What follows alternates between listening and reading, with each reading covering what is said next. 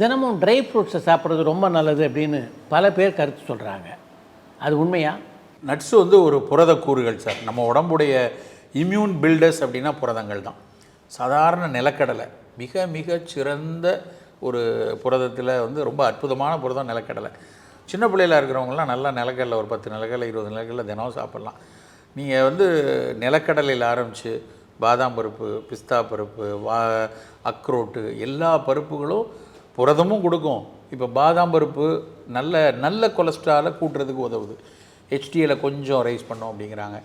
அக்ரோட் பருப்புகள்லாம் வந்து இதயத்துக்கு நல்லதுன்னு கண்டுபிடிக்கிறாங்க. ஸோ பருப்புகள் ஒரு தினம் ஒரு 10-12 பருப்பு ஏதாவது ஒன்று வந்து எடுத்து சாப்பிட்டுக்கலாம். சுண்டலாக சாப்பிட்றது, இப்போ நீங்கள் காலை சாப்பாடு சாப்பிட்றப்ப ரெகுலராகவே கொஞ்சம் கொண்டக்கடலை சுண்டல், ராஜ்மா சுண்டல் அது மாதிரி எடுத்துக்கொள்ளலாம். 2 பெனிஃபிட் கிடைக்கும். ஒன்று, நமக்கான எதிர்பார்த்தல் கூட கிடைக்கும். 2வது வந்து நம்ம கார்பை குறைச்சிடலாம்.